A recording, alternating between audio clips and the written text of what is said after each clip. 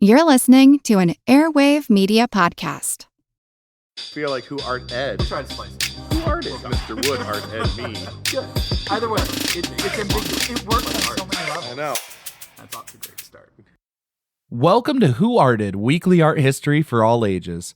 I'm your host, Kyle Wood, and today we're looking at Frank Gehry, one of the most prominent and influential contemporary architects. Gehry was born February 28th, 1929 in Toronto, Canada. His name at birth was Frank Goldberg. Now, as a kid, he would build play cities using scrap wood he found around his grandfather's hardware store. He would later become famous for his house that was designed using ready-made industrial materials like corrugated steel, chain-link fencing, and plywood. A somewhat traditional cottage peeks out from this Frankenstein addition of steel, glass, and plywood. He said his embrace of the utilitarian, everyday materials was inspired in part by the Saturday afternoons he spent at his grandfather's store. Gehry says that he would draw with his father, but he credits his mother, actually, with introducing him to the world of art.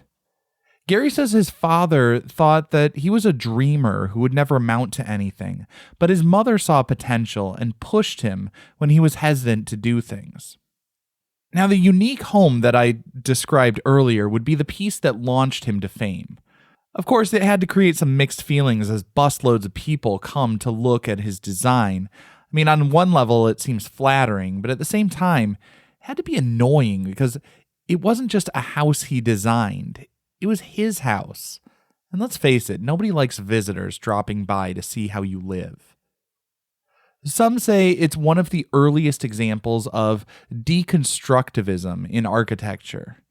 Of course, that would come later. Back to Gehry's life story. Frank Gehry's parents moved to the U.S. when he was a kid. At age 17, Gehry came to live in Los Angeles. He took an extension course at the University of Southern California under Glenn Lukens. As Gehry tells it, Lukens, the great ceramics artist, pulled him aside and told him to give it up. He wasn't right for sculpting and that maybe he should try out architecture. Apparently, Lukens then brought Gehry to see his home being built, and Gehry was inspired. Before that, he saw architecture as kind of boring and plain, but as he watched the site being built and the beams going into place, he saw the beauty of construction and was inspired to take up the profession. He studied architecture at USC, earning his degree in 1954, and then for 2 years he worked different jobs, including serving in the U.S. Army. In 1956, he went to Harvard, where he studied city planning. Now, obviously, with Harvard on your degree, doors were open to him. He spent a few years working in different prominent architectural firms before opening his own in 1967. Over the years, his family business has grown, but it truly is still a family business, as his wife does the books and Frank Gehry collaborates with his sons in designing new projects. While he's designed numerous iconic structures, including the Disney Theater in LA and my local favorite, the Pritzker Pavilion in Chicago's Millennium Park, one of his best-known works is the Guggenheim Museum building in Bilbao, Spain.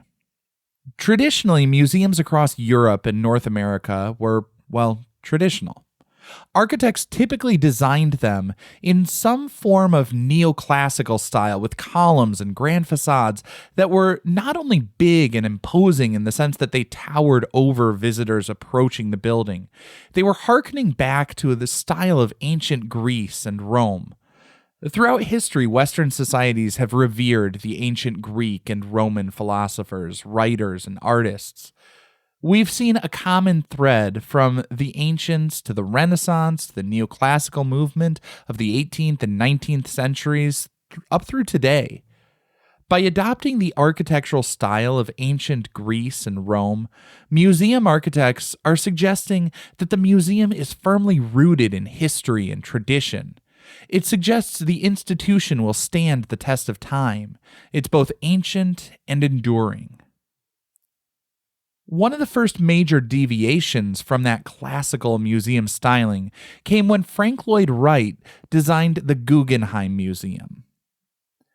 It took 15 years to design and build, but Wright's unique spiraling building was completed in 1959. The main gallery is 6 stories with a ramp winding around the perimeter of the rounded building. There's a skylight in the center. It's a stark contrast from the traditional museum, compartmentalized with collections distinctly separated in their own rooms. The Guggenheim is open, inviting patrons to take a journey walking around to view the entire collection.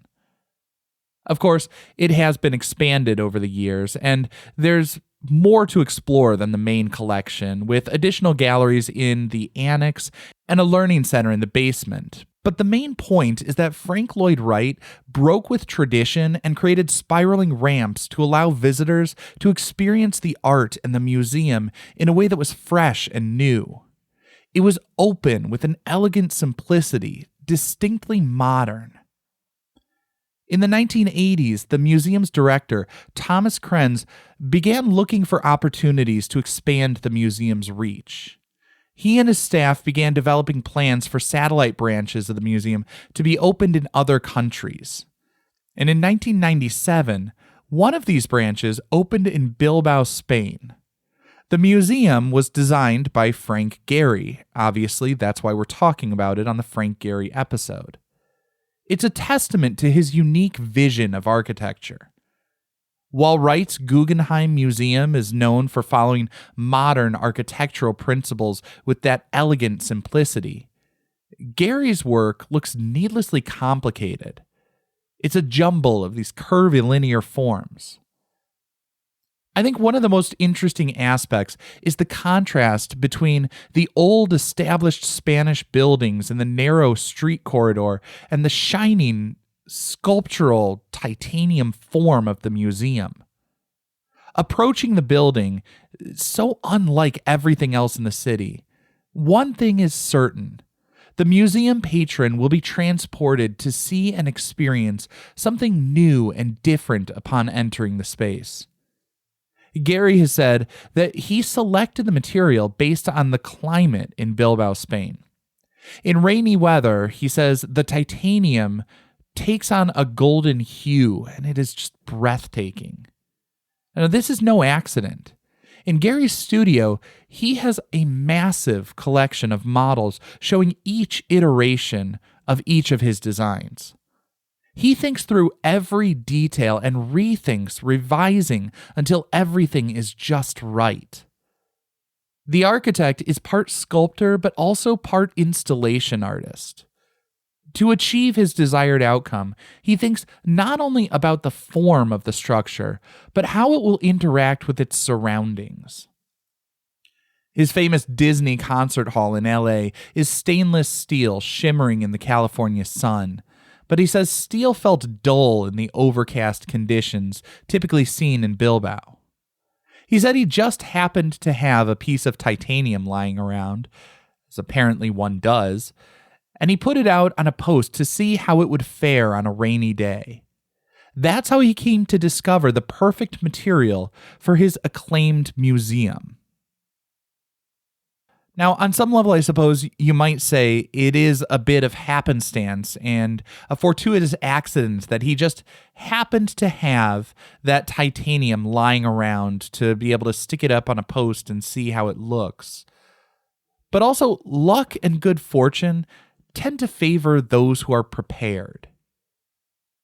While the parody version of him in The Simpsons depicts Gehry as taking inspiration from crumpled garbage, and the buildings are often described as playful, they're actually meticulously crafted. Gehry uses engineering software modified from airplane manufacturers in order to determine precise specifications for every curve on the form. As a result of his meticulous planning and precise measurements, Gehry says that his buildings actually tend to come in at a relatively low cost. He said that Bilbao cost around $300 per square foot, which is significantly lower than the average museum. And while I always applaud people who come in at or under budget and are responsible in all aspects of their design, ultimately, I don't think that precision is what Gehry's work is all about. The Modernists said form follows function. They focused on how people will use a space. Gehry focuses on how people will react to the space. His goal is to inspire, to make them feel. He talks about the challenge of creating feeling with inert materials. He says that movement is what brings out that feeling. And that's why we see this repetition of angles and curving forms all around. It's to create that sense of movement and action, to stir something up in the people approaching and going through the building. Now with Bilbao, rather than simply designing a building to house the collection of some of the world's most beautiful and inspiring art, Gehry made the building itself a work of art that inspires awe and wonder. This concludes this week's episode of Who Arted, part of the Airwave Media Podcast Network. If you found this tolerable, please leave a rating or review on your favorite podcast app. You can find images of the work being discussed this week and every week on social media at Who Arted Podcast on Twitter, Instagram, and TikTok, and of course on the website whoartedpodcast.com.